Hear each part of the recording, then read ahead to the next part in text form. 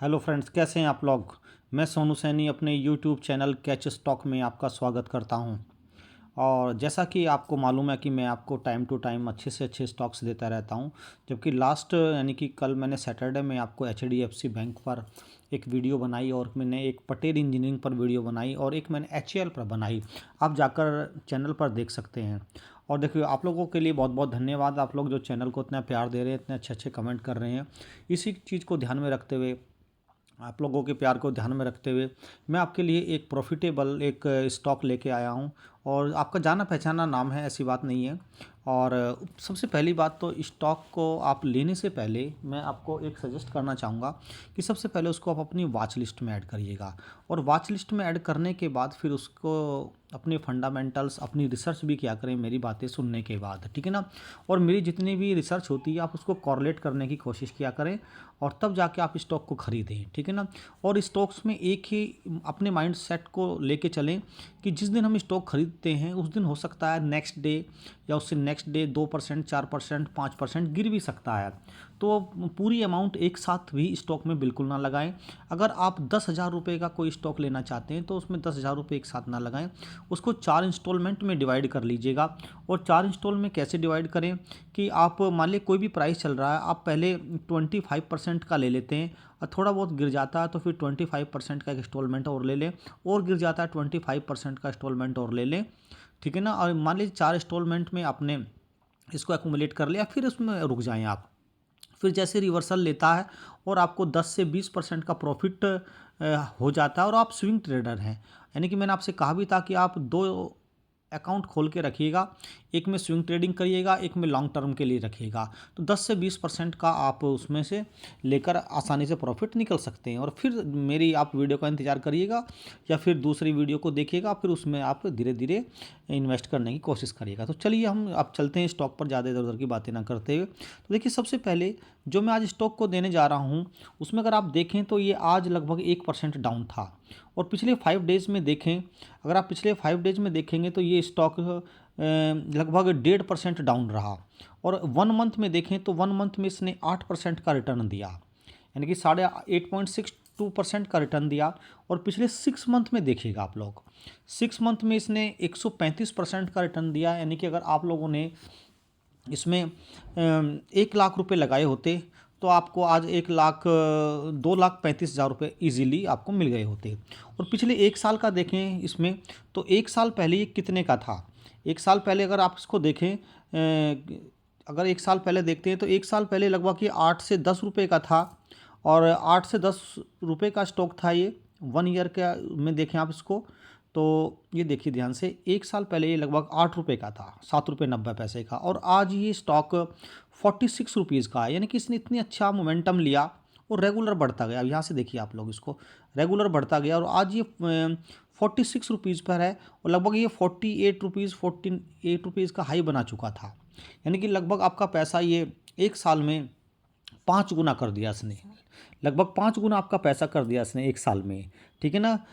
अब आप देखिए ध्यान से, यानी कि अगर आपने 1 लाख रुपए लगाया होता तो आपके 5 लाख रुपए इजीली बन जाते। अब आज की पोजीशन क्या है, क्या आप इस स्टॉक को मल्टी फोल्ड स्टॉक को, या मल्टी बैगर जो बन चुका है, क्या इसको आप लेना चाहेंगे। बताता हूँ रीज़न क्या है, लेना है या नहीं लेना है। सबसे पहली बात देखिएगा, जब इस स्टॉक पर कर्ज था, जब इस स्टॉक के सारे शेयर गिरवी पड़े थे, जब इस स्टॉक के पास इतने अच्छे ऑर्डर भी नहीं थे, तो उस पोजीशन पे तो ये स्टॉक 8 रुपये से लेकर 49 रुपीज़ तक चला गया।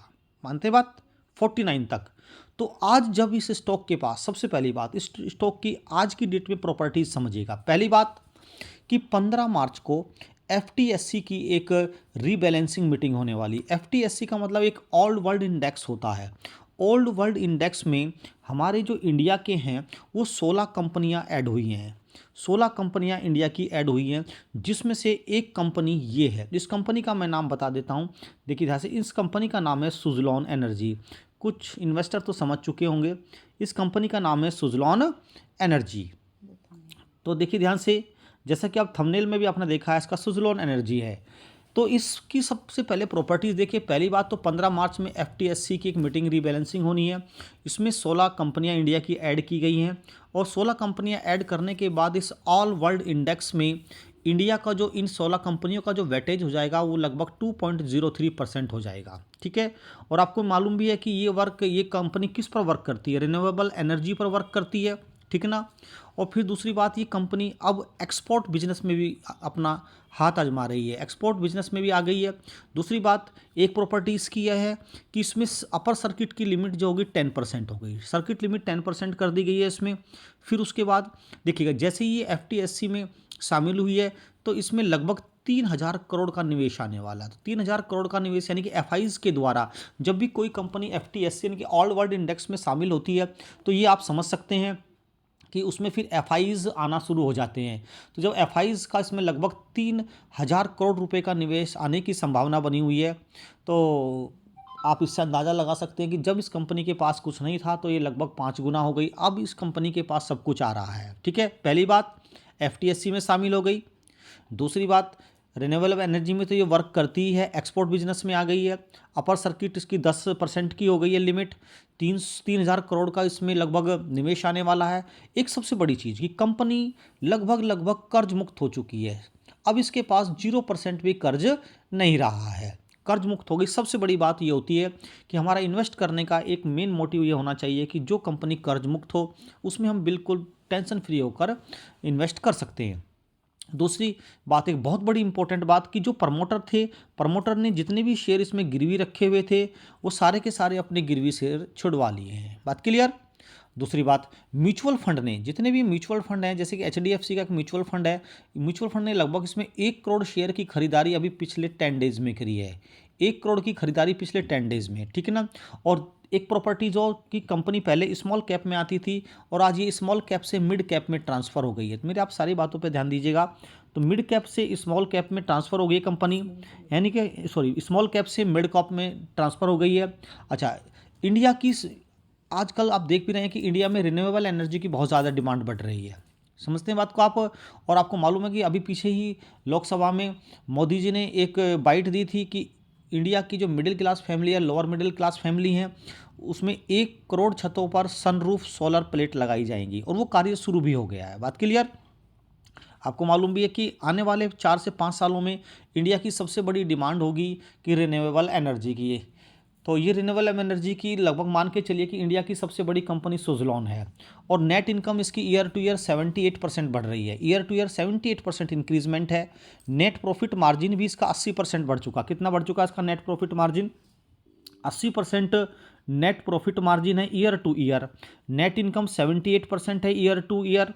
दूसरी बात, अच्छा अब हम इसकी ऑर्डर की बात करते हैं। अगर हम इसे अब से 1 से 2 महीने पहले जाते हैं तो 1 से 2 महीने पहले इसको कुछ ऑर्डर मिले, यानी कि 1 से 2 महीने पहले इसको क्या ऑर्डर मिले कि 21 दिसंबर, यानी कि 21 दिसंबर 2023, 21 दिसंबर 2023 में देखें तो इसको एक 100.8 मेगावाट का ऑर्डर मिला। 100.8 मेगावाट का ऑर्डर मिला नॉर्डिक एनर्जी कंपनी से। एक नॉर्डिक एनर्जी कंपनी है। उसके बाद इसको एक 27 दिसंबर 2023 में एक 193 मेगावाट का ऑर्डर मिला। कब?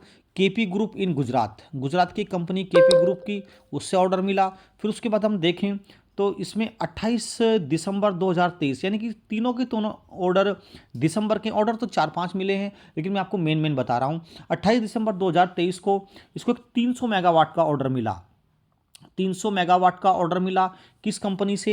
एक Apoorva energy private limited company है, Apoorva energy private limited company. तो 3 ऑर्डर, एक ऑर्डर 100 मेगावाट का, एक ऑर्डर 193 मेगावाट का, एक ऑर्डर 300 मेगावाट का। लगभग 7-8 ऑर्डर इसको दिसंबर में मिल गए और जब इसको दिसंबर में मिले तो उन पर अब काम करना स्टार्ट हो गया है। तो जाहिर सी बात है इसका आने वाले क्वार्टर में इसका नेट प्रॉफिट मार्जिन और बढ़ेगा।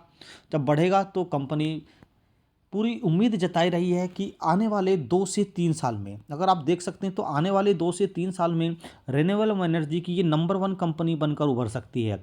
और आज ये अगर 46 रुपीज़ का है, हो सकता है ये आने वाले कल में 42 तक, 41 तक, 38 तक आ जाए। आपको मालूम है स्टॉक मार्केट कैसे चलता है, ठीक है ना। लेकिन ये आने वाले 1 से 2 साल में या 2 से 3 साल में लगभग मान के चलिए 300 से 400 रुपये तक का स्टॉक होना चाहिए, ठीक है ना। यानी कि फ्यूचर की जो रिक्वायरमेंट है उसके अकॉर्डिंग ही कंपनी वर्क करती है। और अब आपको सारी बातें समझ में आ गई होंगी। अगर आपको समझ में नहीं आई तो इस वीडियो को एक बार फिर देखिएगा, रिपीट करिएगा और सारे के सारे अभी फंडामेंटल सारी की सारी रिसर्च मेरी इसकी वेबसाइट पर जाकर मिलाइएगा और फिर तब जाकर आप इसमें थोड़ा थोड़ा इन्वेस्ट करना स्टार्ट कीजिएगा। अगर आपको मेरी वीडियो पसंद आती है तो इसको लाइक कीजिएगा, चैनल को सब्सक्राइब कीजिएगा, दोस्तों को शेयर करिएगा और फिर मिलते हैं नेक्स्ट वीडियो के साथ हम लोग बहुत जल्दी। Thank you very much.